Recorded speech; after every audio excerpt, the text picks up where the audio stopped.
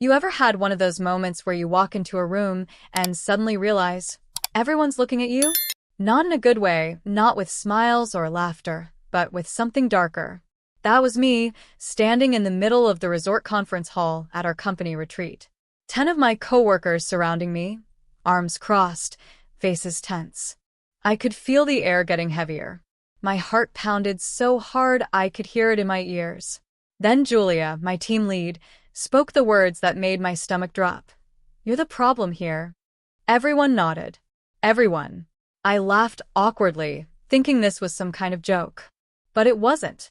That moment was the start of one of the hardest weekends of my life, and the one that changed me forever. Let me back up a little. I worked in marketing, mid-level project manager at a decent-sized company. I wasn't perfect, but I cared about my work. I hit my deadlines, helped my teammates, and stayed late more often than I should have. So when my boss announced we'd all be heading to a 3-day team-building retreat, I actually felt excited. A resort by the lake, workshops, and bonfires. It sounded amazing. But from the moment we got on the bus, I could feel something was off. Conversations stopped when I walked by.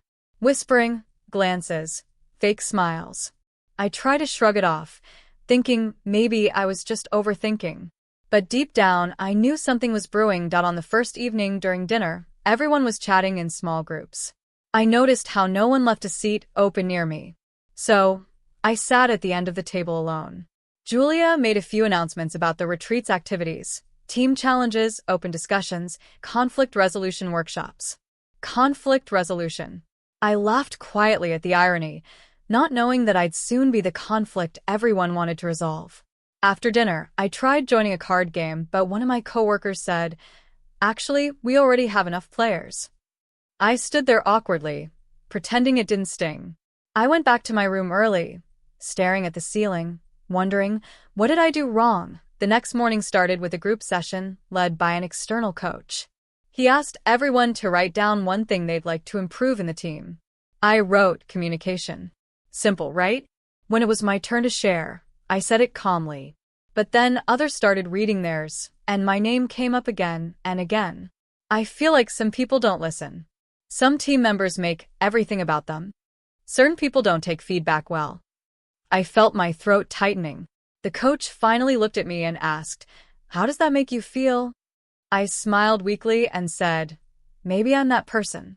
The room went quiet. No one denied it. That silence cut deeper than any words could. Later that day, during a team hike, I found myself walking alone again.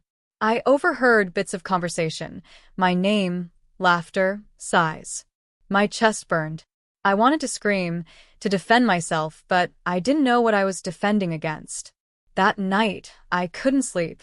I replayed the past months in my head. Had I said something rude? Was I too controlling? I remember times I took charge when deadlines were close, maybe too firmly. Times I corrected mistakes directly instead of sugarcoating them. Maybe that's what they meant.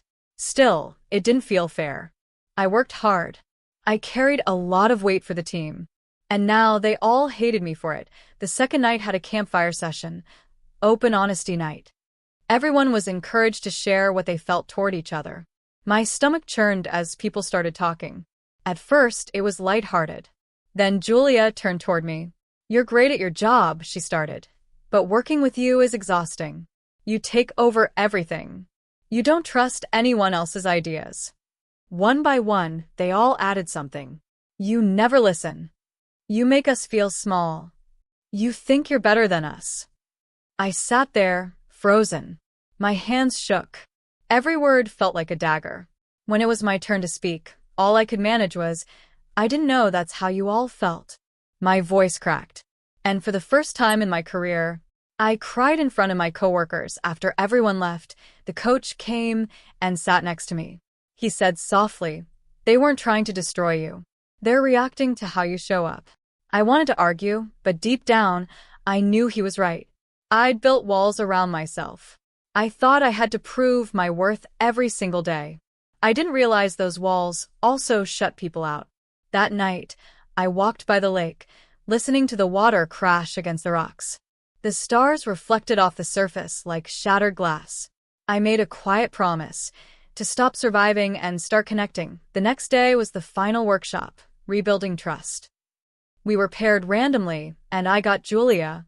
Perfect. We had to share one thing we appreciated about each other. She said, "You push us to be better."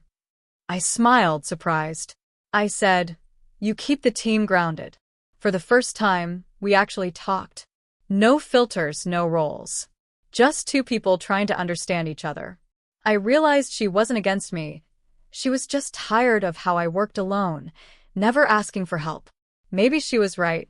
Maybe I'd been the problem without realizing it. When we returned to the office, things weren't instantly perfect.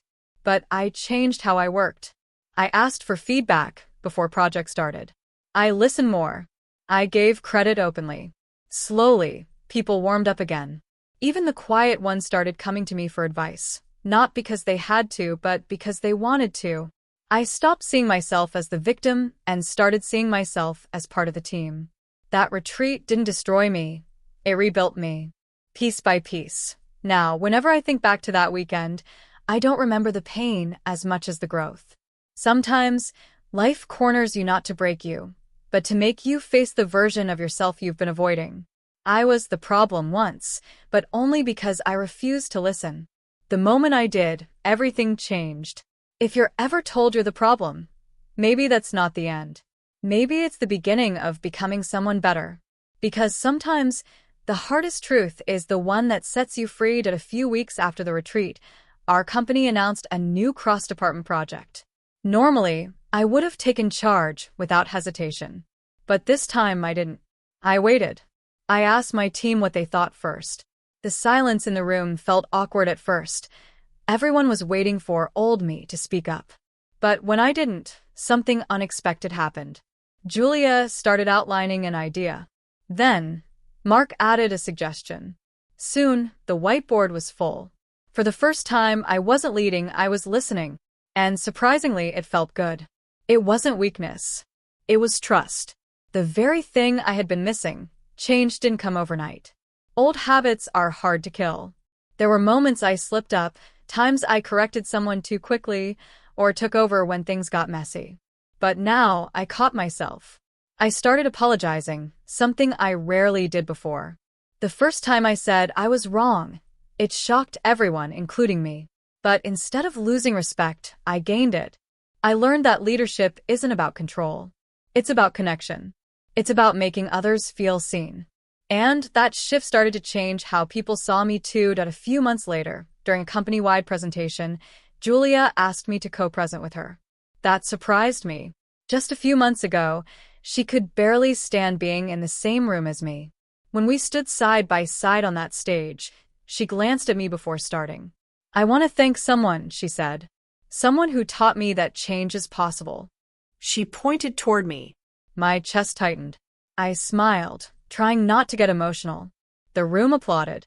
In that moment, I realized the same people who once cornered me were now standing beside me. But I won't lie, it wasn't all smooth sailing. There were days I questioned myself, wondering if I was pretending, if people still secretly disliked me. Imposter syndrome hit hard. I'd stay late, doubting every email, every meeting, overanalyzing words. But one night, Julia stopped by my desk and said, "You know, you don't have to prove yourself anymore." I looked up. "What do you mean?" She smiled. "You already did." That single sentence hit me harder than all the criticism combined. I realized sometimes we punish ourselves long after everyone else has forgiven us. One Friday, after a long week, we had a small after-work gathering. The same people who once avoided me were laughing and chatting beside me. At one point, Mark raised a glass and said, "Remember the retreat?" Everyone groaned and laughed. "Best and worst weekend ever," Julia added. I laughed too, but this time, there was no bitterness. Just gratitude.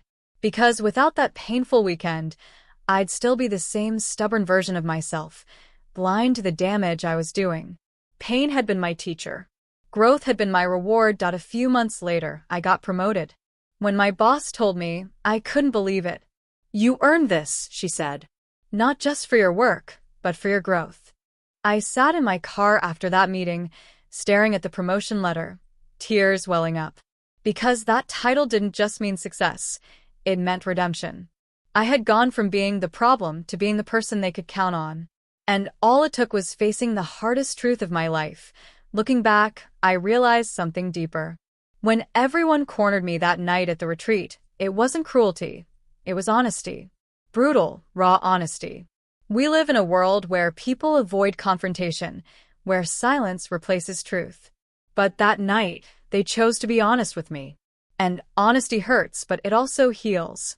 I learned that real growth only starts when you stop defending yourself and start understanding yourself. That's when transformation begins. Months later, we had another retreat. Same resort, same lake. But this time, the energy was different. When I walked into that hall, there were no whispers, no stares, just laughter and hugs. Julia called me to the stage for a team exercise. "Let's do something new," she said. "Everyone here will share one thing they learned from someone else." When it was my turn, I said, "I learned that sometimes being told you're the problem is the greatest gift you can get." The room fell silent, then erupted in applause. That moment closed the circle. The pain had turned into purpose. Outside by the lake that night, I stood alone for a while, just listening to the waves. The same sound that once echoed my loneliness now felt peaceful. I remembered how broken I'd felt that first night. How angry. How lost. But now I felt whole. Growth isn't loud, it's quiet. It's the moment you realize you no longer need to defend yourself. The version of me that once stood surrounded by angry faces was gone. What stood there now was someone new.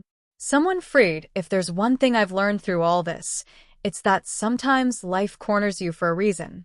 It doesn't happen to humiliate you. It happens to wake you up.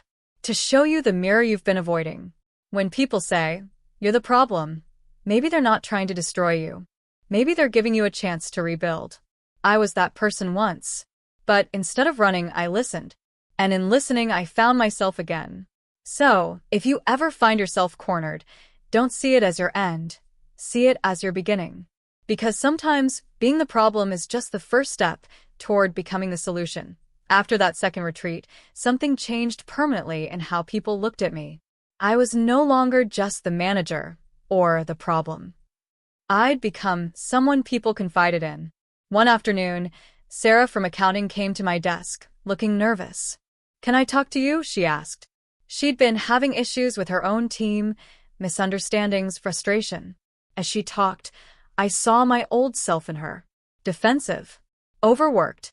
Trying to be perfect. I didn't give her advice right away. I just listened. When she finished, I said, "You're not alone. I've been where you are." Her eyes softened. That was the moment I realized my story wasn't just mine anymore, it was a bridge for others. With time, my entire approach to leadership shifted. I started weekly check-ins, not to assign tasks, but to check emotions. "How's everyone doing?" became my new mantra. The surprising thing? Productivity didn't drop, it skyrocketed. People worked better when they felt heard. I watched quiet team members blossom, share ideas, and lead projects on their own. It hit me. I used to believe leadership was about having all the answers. But it's really about asking the right questions. That shift in mindset became my greatest power. Months later, our company brought in new hires, fresh graduates, full of ideas and energy. Watching them reminded me of how I started. Hungry, confident, maybe even a little arrogant. During their onboarding, one of them asked me, "What's your biggest career lesson?" I paused, smiled, and said that sometimes being wrong is the best thing that can happen to you. They laughed, not fully understanding. But someday they would. Because everyone eventually meets their reflection. The moment the world holds up a mirror and forces you to see who you really are, then one day I got a call from HR.